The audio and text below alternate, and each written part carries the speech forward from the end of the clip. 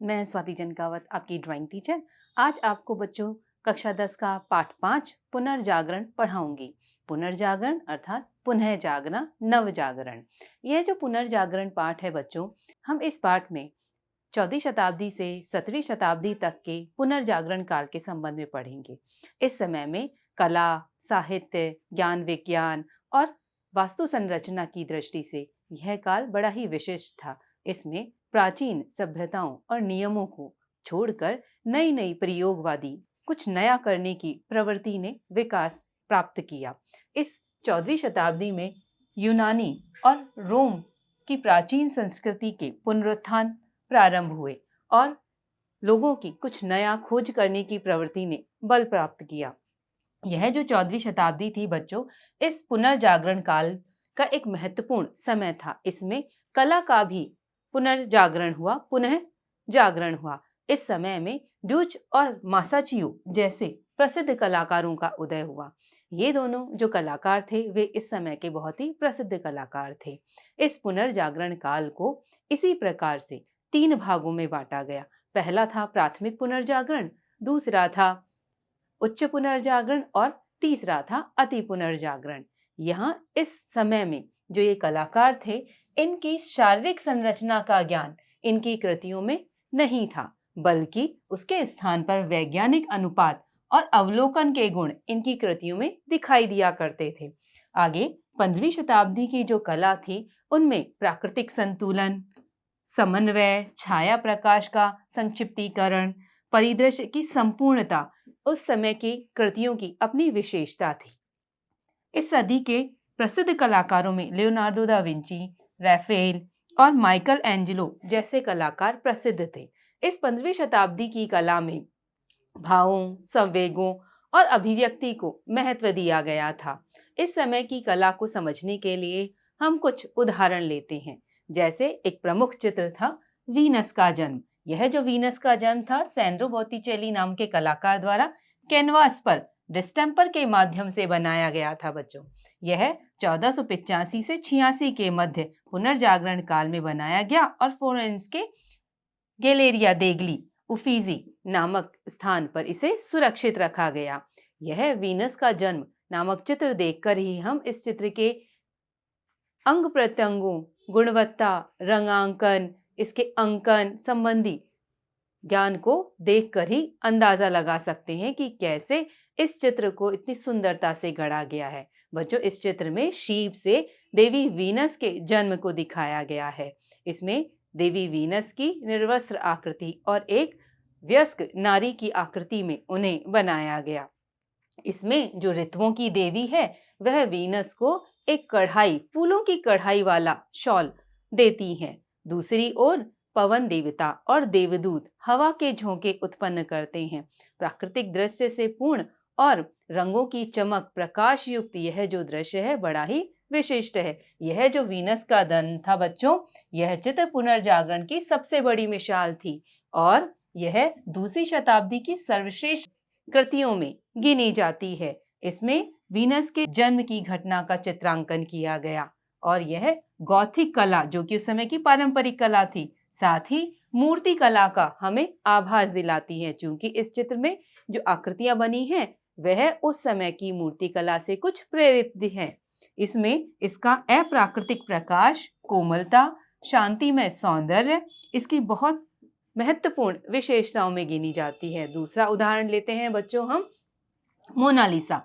Leonardo da Vinci की Mona Lisa नाम की जो कृति है, वह पहाड़ी लकड़ी पर ऑयल पेंट से बनाई गई है। 16वीं सदी की यह रचना पुनर्जागरण कालीन है और लुव्र संग्रहालय पेरिस में सुरक्षित रखी गई है। यह मोनालिसा का चित्र है जो कि विश्व प्रसिद्ध है। आपने भी कई बार अखबारों में या पुस्तकों में इसे पढ़ा या सुना जरूर होगा। यह जो मोनालिसा का चित्र है, बड़ा ही विशिष्ट है। लियोनार्डो दा विंची का यह जो चित्र है, वह वैज्ञानिक कलाकार के रूप में बनाया चित्र है। लियोनार्डो दा विंची स्वयं इटली के एक प्रसिद्ध कलाकार थे।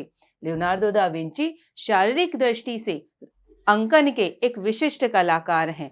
यह वैज्ञानिक पद्धति के आधार पर अपने चित्रों में मनुष्य का आकार बनाते हैं। लियोनार्डो दा विंची की यह जो चित्र है ये अपनी रहस्यमयी मुस्कुराहट के लिए जानी जाती है।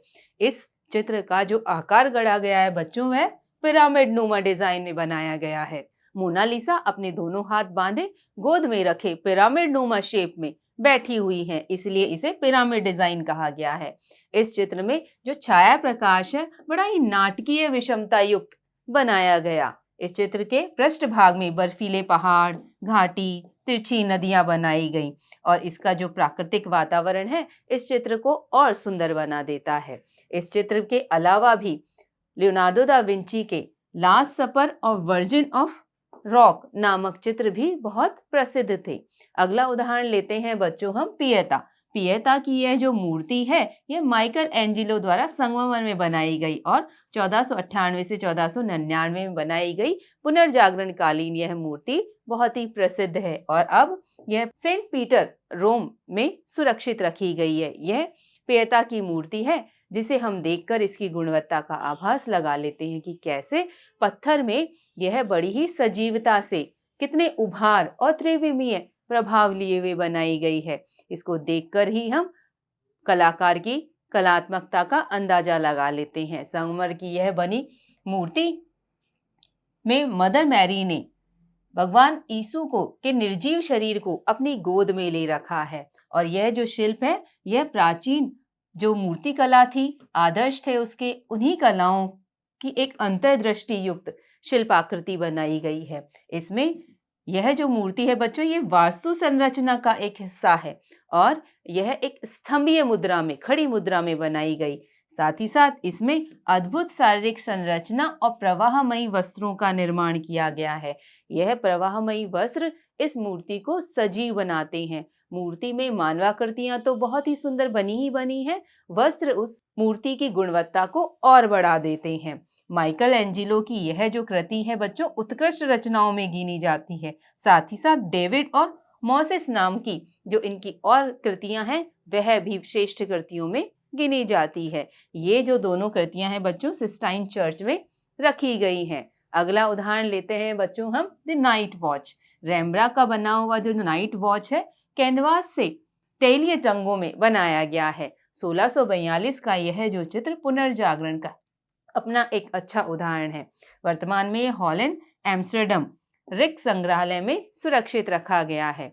इस चित्र को देखकर हमें यह लगता है कि यह गहरे रंग में बनाया शायद रात्रि का दृश्य है, परंतु बच्चों ये रात्रि का दृश्य नहीं, दिन का ही दृश्य है।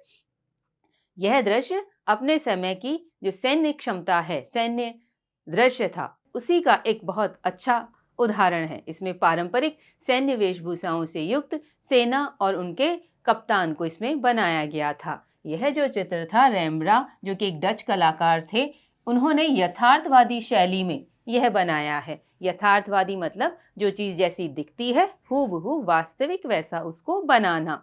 तो जो रेम्ब्रांड थे ये स्वयं एक यथार्थवादी कलाकार थे। इन्होंने बड़ी रहस्यवादी छाया प्रकाश के साथ इस चित्र का अंकन किया, जैसा कि हमको चित्र को देखकर ही उसकी रहस्यवादिता का आभास हो गया था।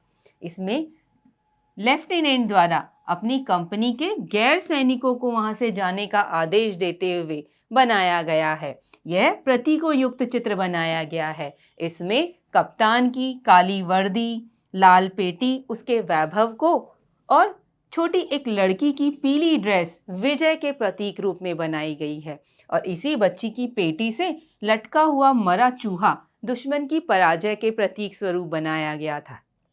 यह चित्र पारंपरिक सैन्य चित्रों का एक उत्कृष्ट उदाहरण है। हमारा पाठ बच्चों यहीं समाप्त होता है। ये सभी चित्र आपके परीक्षा में पूछे जाते हैं, अतः आप इनके संबंध में अच्छे से पढ़ें और इन्हें याद रखें। अपना पाठ यहीं समाप्त होता है। धन्यवाद। हम अगले पाठ में मिलेंगे। नमस्कार।